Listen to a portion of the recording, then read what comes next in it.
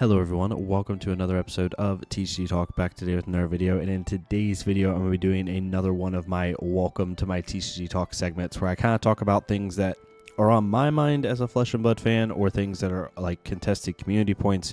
Try to give like an objective and, more calmer take on it, whether it's negative or positive, and then also get your thoughts on it as well as a community. So we'll be going over a few topics that you can see on the left today.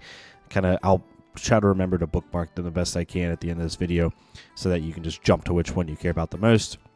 And I'd love to get your thoughts on each of these as well. But if you're new to the channel, welcome. Thank you so much for stopping by. Hopefully enjoy your stay. If you're a long-standing supporter, thank you so much as always. Feel free to check out the Discord down below, the creator worksheet for access to a ton of other amazing, talented creators that cover this game, as well as the channel membership if you so do decide to support this channel in a different way.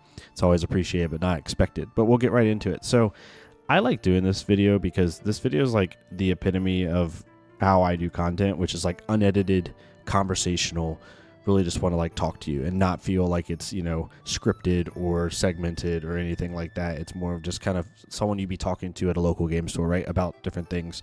That's how I enjoy doing it. So I do enjoy doing this. I typically get good feedback from it. But the first one is Mastery Pack Guardian. Now, there are a lot of takes on this set, right? Good and bad. I think a lot of people are hyped for this set, and I wanted to kind of go through, I guess, again, without it being scripted, of like why I think some people have gotten to the opinions they've gotten to, and why it's being received somewhat negatively. Not like blanket negative, it hasn't. There are a lot of people that are super excited for this set, but generally from a holistic perspective from the public, it's from the Flesh and Blood public, it hasn't been received as well as people were wanting it to be. So Mastery Pack Guardian was originally, if I remember correctly, and again, we're doing this very much conversational style, so if I deviate a little bit, I apologize. But it was originally talked about, I believe, I'm pretty sure, the London keynote, like way back in April. I actually think it might have been at Worlds last year is when it was first talked about. I'm almost positive, actually, it was Worlds last year is when it first was talked about. I mean, you think about it, that's almost a year ago at this point. They did talk about the Mastery Pack Guardian Archive, and then we also had like April of this year, and May is when it was really talked about the most. So it's been a while, right? It got delayed 6 months. So anyone who, and that's the first point I want to say, is the cards were stacked against it a little bit. This is the first thing they've ever like truly delayed like significantly. And anyone who plays video games knows, like hardcore video game players, if you delay a video game, you are now upping the expectation of how good that game is, right? You have games like Cyberpunk, which is like the most notorious one, right? They got delayed for years, and now we have GTA 6 and stuff like that. And granted, Cyberpunk had some awful things come out the gate. Now it's a great game, but regardless, you start to build the hype for what this is. And when you delay a set like they delayed, I think it was almost 6 months, because it was supposed to come out in like May or something, if I remember correctly, or like February-ish, and it came out obviously in August. You start to create this, like, even if it's unfair expectation of how good it's going to be. It's like, oh, they're pushing it back because they're going to add some stuff to it. This is going to be great. Guardian hasn't really been supported, honestly, tremendously since like Everfest, since like Starvo era, Starvo and Oldheim. Like, our Guardian's kind of been awful. Victor has had his moments, but for the most part, Guardian's had some real struggles. So I think pushing it back 6 months really hurt and gave it an unfair expectation, because if you look at this, like this came out, this product explanation came out, I believe, in, if I remember correctly, it came out in May of when they were talking about it. If you look at it, it says master your class with all new Mastery Pack Guardian. The supplementary booster pack has everything Guardian fans need to upgrade their decks, level up their gameplay, and crush their opponents. Goes off to talk about it, also talks about crack shovel play, and then its final statement, right? This is the first thing you read. Whether you just started your Guardian journey or you've been dominating the arena since Welcome to Wraith, Mastery Pack Guardian is your dream set. This is where I'm going to get slightly negative, is like you have to be, and I'm not like this master freaking millionaire marketing person, because I'm not, but I've worked as a marketing manager in marketing roles, worked in the esports realm where like hype and releases and ever-changing environments were really important. How you word things matter. And I think when people read this alongside a big keynote, if you look at this and you read this, right, if you take out the crack shuffle play, because people don't care about this, so they probably skip that immediately. They know it has Volta in it. Okay, cool. They read, it's going to upgrade my deck, it's going to level up my gameplay, and I'm going to crush my opponents. When you tell that to a hyper-specific group of competitive players, they are going to take that, in my opinion, just my 2 cents, they're going to take that as Guardian is going to be one of the best classes in the game. It's going to be it's going to come back to relevance. That's how I read it. I don't read this as a competitive Flesh and Blood player. I do not read this as, Guardian is going to get slight upgrades and it's going to really, help you out. Stuff in that aspect, right? I read it as it's going to be one of the better classes. And then we see whether you just started your Guardian journey or whether you've been dominating the arena since Welcome to Wraith, Mastery Pack Guardian is your dream set. Dream set to me in Flesh and Blood when we've had Tales of Aria, we've had we've had even most recent stuff like Rosetta and Hunted and High Seas and Mistveil. Dream set to me sounds like one of the best sets that you possibly could ask for. So I think the way they worded this and the way they marketed this set in combination with delaying it really gave it an extreme set of unfair expectations. Now, that's a little bit on our fault as consumers to just expect them to just, put out this broken set that doesn't make any sense, especially when it's a crack shuffle play set. Like we said on Give and Take with DM Armada, when you see this, it should have given you a clue that this set was just kind of not going to be this crazy Crucible War adding a ton of stuff onto the class and making it broken type set, because it has to, crack shuffle play kind of insinuates if it's all Guardian themed set that it's going to have to combat itself, so to speak, right? It's going to have good crack shovel play, good limited aspects. So that's kind of one of my other points of this is I think the delaying mixed with the marketing messaging that they put out on this set gave it a really bad expectation. And I think that's the one thing, if anyone from LSS is watching this, the one thing I think they could have done better is how they worded what this set was. This set should have been, I'm totally okay with saying everything Guardian fans need to upgrade their decks. Instead of saying level up their gameplay and crush their opponents, I would have said something along the lines of this set will provide new archetypes, because it does. It provides the mill aspect, which is really cool. Some of the Volta stuff, say something along the lines of it will provide new archetypes and new ways to play Guardian that have not been experienced before. I think that would have been totally fair and just equally as exciting. But using words like dream set and crush your opponents, I think, even though this is more of a play on words than anything, you got to know how a prospective Guardian competitive player is going to take it. That's neither here nor there. The last thing I wanted to talk about when it comes to this set and why I think people are perceiving it the way they are is if this would have come out 6 months ago, or even pre-Mistveil release, post heavy hitters, which is where I think this would have been fantastic, but that's hindsight 2020. I think that it would have been received way better. The fact is, we've had an extreme roller coaster of power since 2023. This is a slightly different topic, but not really. We had Dusk Till Dawn, which, if you were a Prism fan, was fantastic. If you like Levia because of the Demi Hero, great. But overall, that set was on the weaker side. Let's be real. A lot of that set was Draft Chef. Even though it was a supplemental set. Then you had Bright Lights, which another really weak set, right? Enough said. I liked Bright Lights. I really enjoyed playing Bright Lights. It's so funny that people hate on that set so much because I actually enjoyed it a lot. And then you had, after Bright Lights, the next set, oh my goodness. And then you had Heavy Hitters, which was a very well-received set. But in terms of power level, it was pretty in the middle, so to speak. It kind of returned to the Welcome to Wraith vibe, so to speak. So we had this kind of level. We had power way down here. I'm gonna use my cam as a reference. Power way down here, and then Heavy Hitters kind of went up to here, and then all of a sudden we went up, because even though we had the book burnings eventually, we had Mistveil, arguably the most powerful set in Flesh and Blood history. It rivals Tales of Aria. It's tit for tat. In Monarch. Then you had Rosetta, another extremely powerful set that had a lot of significant impact on the meta. Then you have Hunted, another very powerful set.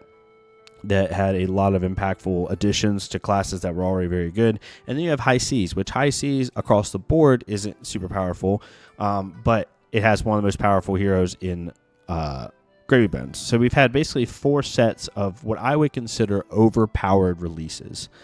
When you combine all of that with the Delane and the expectation that Mastery Pack Guardian brought, and now the expectation of Mastery Pack Guardian, because of it got raised because of the Delane, it got raised because of how it was marketed.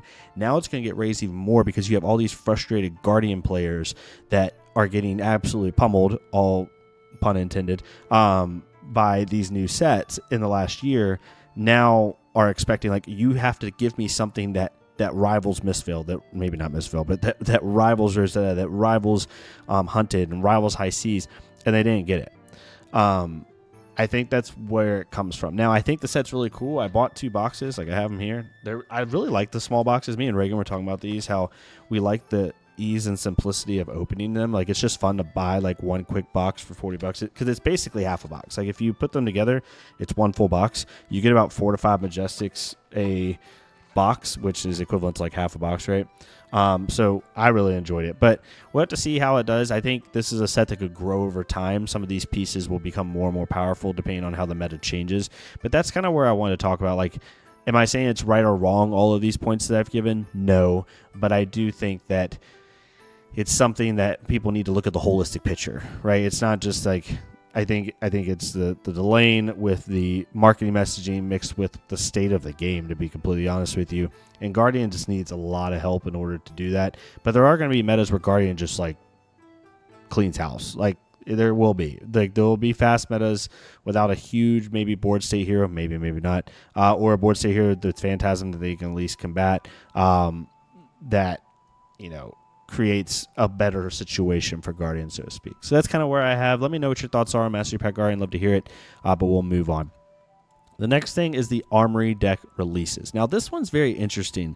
A lot of people are complaining about product fatigue with these because they just released these this week. If anyone's not aware, Armory deck Arachne will be coming out December 12th of this year, so quite a ways away, and Rhinar is going to be coming out on November 14th. So they released like the announcements for the Rhinar Armory deck coming out in November and the Arachne deck coming out in December. So without the timing aspect of it, without product fatigue, without any like factors, just itself, like my thoughts on these products.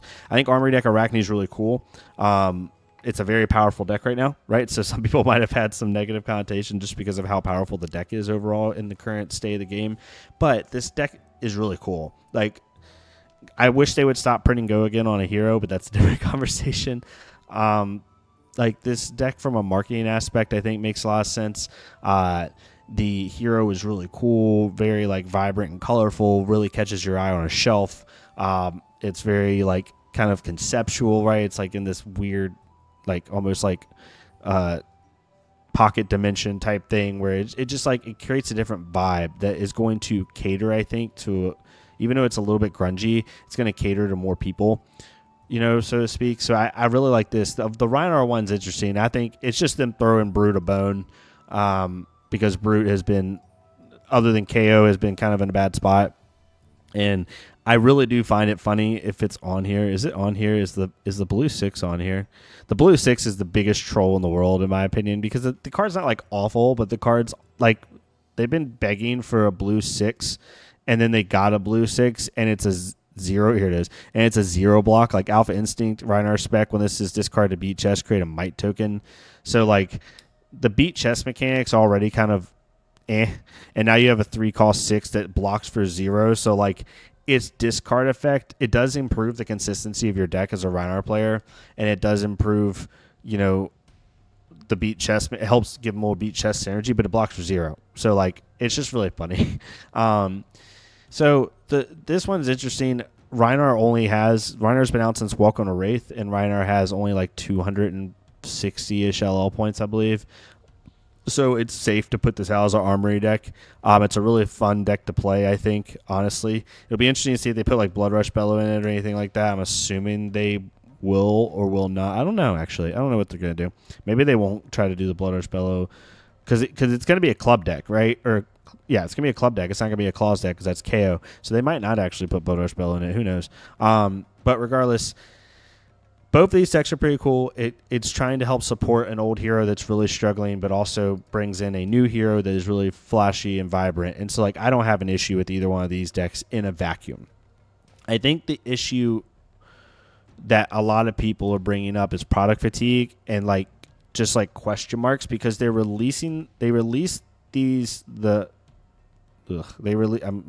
trouble with my words. Sorry about that.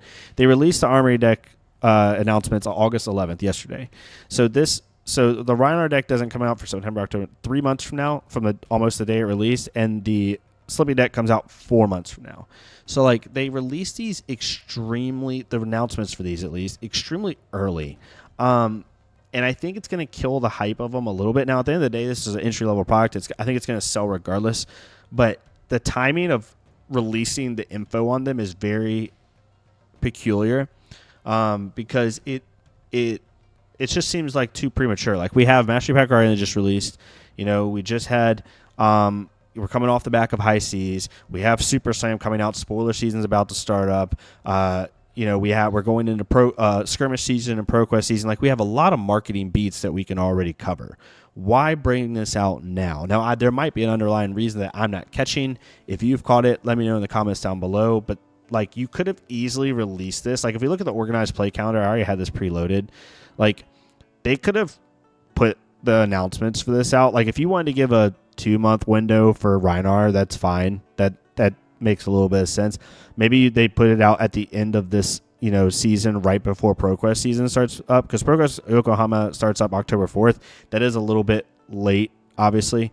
So maybe at the very start of ProQuest season, like right before it, at the end of September, that would have given you like a month and a half for Rhinar. Or if they wanted to just do it at the beginning of at the beginning of September in general, I think that would have been fine. And then I would have released the info on the Slippery Armory deck that comes out in December. I would have released that like either at Worlds or right before Worlds. And maybe they're trying to, front load this because, and this is me assuming, but also trying to give some semblance of for LSS. Like, we don't know what their announcements look like over the next 6 months. They could be releasing info on Monarch 3 at the World Championship, right? And they want all the focus to be on that because it's a really big tentpole thing for the game. Could be that. So the timing of this is a little bit odd because it is extremely early, and it kind of is muddled in with a bunch of other things that also are not being received extremely well. Like, Super Slam was not received extremely well from a thematic standpoint, not like holistically across the board, but a little bit. You know, Mastery Pack Guardians have mixed reviews. We have the Gravy Bones and Slippy kind of dominance, which is affecting whatever, which we'll talk about here in a second. And then you have this. So all that together, I think it's just kind of hard on these products. I think they would have been better served to be announced around late September, but it's neither here nor there. I don't think it's that big a deal. I think people are making a bigger deal out of it than they need to, but that's just my 2 cents. And then finally, we're going to talk about the Gravy Bones, and is Gravy Bones too overpowered? I think Gravy Bones is very good. We talked about this on Give and Take on DM Armada's channel. The deck's really good, but I think I want to talk about this from 2 aspects. And it's something that I have learned about this game, at least for me, over the past year, is balancing of this game is extremely hard because there is such a skill gap in this game from like the top echelon of players, like top Pro Tour level players, to even just like calling players. Like, it's almost like League of Legends where like you think you're good at the game and then you like, and you're like high plat, low diamond or whatever, and then you play like a master player and you're like, oh my gosh, I'm not even like close to being on that level. Or even like Valorant, where you get to like, Immortal, and which is a really high rank, right? Like the second highest rank, or third now. I think Iridescent's the second highest. And you're like, oh, I'm really good at the game, whatever. I think I'm really good. And then you play like an actual Radiant level player and you get absolutely hosed. I think Flesh and Blood is very similar to that. And when it comes to balancing the game, I think it's really difficult because I think Gravy Bones from a calling level, like general good calling level player, is fine. Like, it's just a powerful deck. Like, I don't think it needs to be any changes. We saw that. I know the calling Auckland has a little bit of an asterisk on it. We'll see how much, because of the player base and the split from the other calling. We'll see how Kansas City happens this weekend. But overall, I think from a calling level perspective, it's fine. Like you could maybe hit blue saltwater swell. I think that would actually be a pretty good hit, or red saltwater swell. But overall, I think it's fine. It's at the very top level is where this deck is just egregious. And we saw that at the Pro Tour. Like we saw a very, very good showing from Gravy Bones, whereas I think at smaller events you won't see as much because the deck is extremely difficult to play as powerful as it is. I'm not going to go too hard on this topic because we kind of talked about on Give and Take. Hopefully y'all are tuning in for that, trying to do that more. But I think they could do a small hit. I think something like blue or red saltwater swell would be totally fine. I do not think they need to ban Chum. They don't need to ban like Tipple. I think if you get rid of Tipples or even restrict Tipple, it kind of like ruins the functionality of the deck, and it splash damages every other high seas hero really bad. So I think overall the deck's in a great spot. I think it's not in too bad of a spot to where it needs a ban. Like if they didn't do any bans, I wouldn't be surprised. But if they also hit like Swell or like one Tipple, I also wouldn't be surprised. So we'll have to see how they kind of go with this with the upcoming BNR. I think it's in September, right? So we're going to have Gravy going around a little bit. We'll have to see how Kansas City does this weekend. And then we have, Orlando in 2 weeks. So those two events will kind of really give us a good like feel post-Pro Tour of how this deck does at like a general calling level, because I do think there is a big difference. I think people, though, like the only thing I will say that has been weighing on me more than other like general community notes is this is just perception. I don't have any facts to back this, but I do think that LSS is purposefully putting out, and not only in a maniacal way or like a negative way, but like they're putting out sets with marquee heroes that are good immediately on purpose because they want to sell the set, right? They want it to be good. Since Mistveil, since they expanded their market into APAC, you can tell like every set has had a marquee one or two heroes that is immediately relevant in the meta. Whereas we didn't always have that every single set release. Like Outsiders improved Lexi a lot, but it didn't really have one. Bright Lights didn't have one. Dust Till Dawn really didn't put like hoist someone into the meta. It kind of like grew over time. Whereas since Mistveil, like Mistveil, Hunted, Rosetta, and now High Seas have all had a hero that's just stood out immediately. So I think that it's something we might continue to see. Super Slam seems really interesting because none of those heroes initially to me look like, oh, they're going to be good. So we'll have to see the rest of the set for that one. I'm actually really excited about Pleiades. I want to get that Armory deck. But regardless, I think people need to just relax a little bit. Every time I see, like, it sucks to see Gravy get to a final of like a Pro Tour and everybody's like, Gravy needs bans. Like, Gravy, this deck is ruining the game. It's like just because a deck does well at an event doesn't mean it needs to get bans. I think people need to relax on that a little bit. I think Gravy's just in a really good spot because Gravy's bad matchups are bad into Slippy, and Slippy's bad matchups are bad into Gravy, so to speak.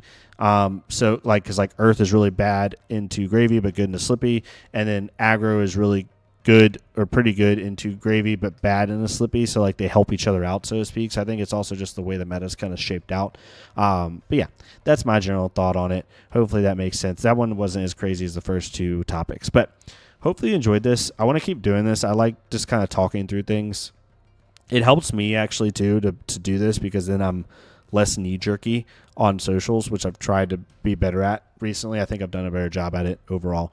But yeah, let me know what your thoughts are as well. Like if you have some negative thoughts, put them down in the comments below. Just make sure it like makes sense and it has, makes sense in the sense of like you have reasoning. You're not just like game sucks, dead game, hate the way it's going. Like give reasons. It's totally fine.